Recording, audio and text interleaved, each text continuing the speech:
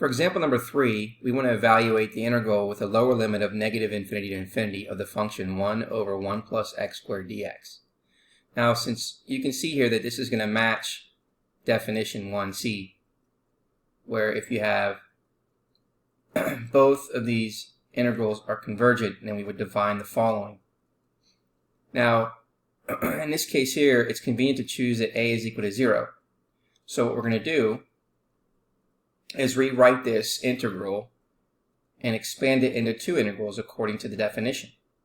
So we have negative infinity to 0 of 1 over 1 plus x squared dx plus 0 to infinity of 1 over 1 plus x squared dx. Now, we're going to evaluate the integrals on the right side separately. So if we take a look at the first integral, this second integral here, we're going to evaluate that. So we're going to now apply the limit as t approaches infinity from 0 to t of dx over 1 plus x squared. When you take the antiderivative of that, it now becomes a limit as t approaches infinity of the tangent inverse of x going from 0 to t. Now applying the upper and lower limits, we end up getting the limit as t approaches infinity of tangent inverse t minus tangent inverse 0, which is equal to the limit as t approaches infinity of the tangent inverse t, which is equal to pi over 2. Now we're going to evaluate this first integral here that has a lower limit of negative infinity to 0.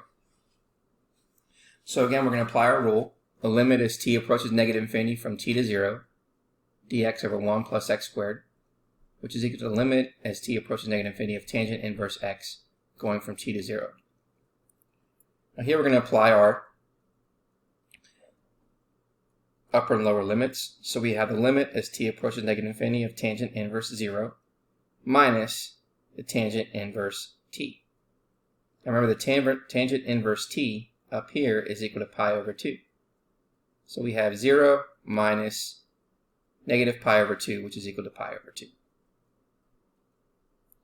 Now, since both of these integrals are convergent, then the given integral is convergent. So therefore, if this first one is equal to pi over 2, the second one is equal to pi over 2 when you add them together, and they're both limits that are finite, therefore it's equal to pi.